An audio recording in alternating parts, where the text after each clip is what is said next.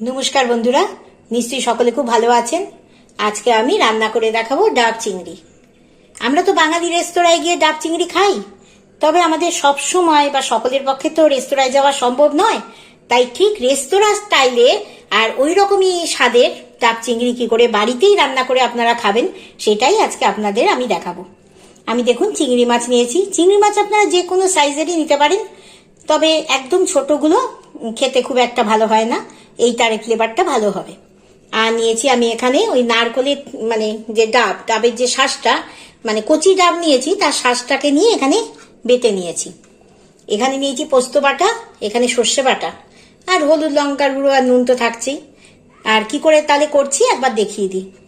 আমি এই রান্নাটা প্রথমে 50% কড়াইতে করে নেব, তারপর বাদ বাকি 50% ডাবের মধ্যে করব। দেখুন আমি এখানে কড়াইয়ের মধ্যে আগে মেখে নিচ্ছি, এখনো কিন্তু গ্যাস আমি অন করিনি।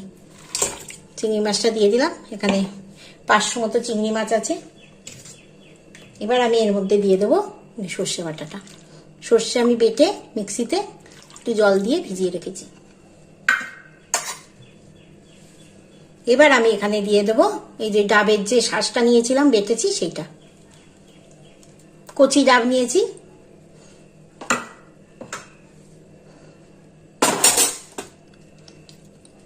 এবার আমি নেব পোস্ত বাটা।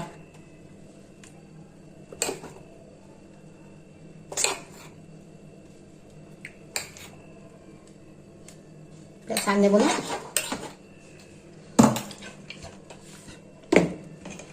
এবার আমি এর মধ্যে দিয়ে দেবো স্বাদ মতো নুন। নুন আমি অল্প দিচ্ছি, পরে দরকার লাগলে আবার দিয়ে দেওয়া যাবে, প্রথমেই বেশিটা নেব না। এবার নেব হলুদ গুঁড়ো আর নেব লঙ্কার গুঁড়ো। ডাব যত কচি হবে তত খেতে ভালো লাগবে, আর শাঁসটা নরম হয় তো, তাহলে কুড়িয়ে নিতেও সুবিধা হয়। আর এর মধ্যে আমি দিয়ে দেবো কাঁচা সর্ষের তেল, ব্যাস অল্পই তেল দেবো। এবার এটা আমি ভালো করে মাখিয়ে নিয়ে দেখাচ্ছি।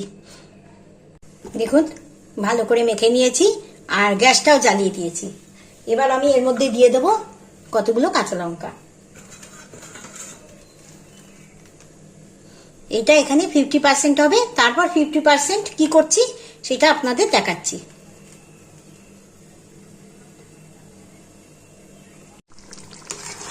দু 3 মিনিট মতো এখানে রান্না করে নিলাম, বেশি করব না, কারণ চিংড়ি মাছ তো খুব নরম, তাই জন্যে বেশি আবার রান্না করলে কেমন যেন রবারের মতো হয়ে যায়। এবার আমি এই ডাবের মধ্যে এই মাছটাকে দিয়ে দেবো, দেখাচ্ছি আপনাদের কেমন করে করছি।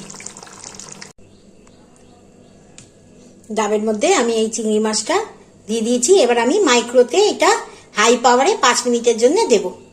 চলুন দেখাই। আমি এটা মাইক্রোর মধ্যে দিয়ে দিয়েছি 5 মিনিটের জন্য হাই পাওয়ারে। এবার আমি এটা চালিয়ে দেব। 5 মিনিট পর দেখাচ্ছি।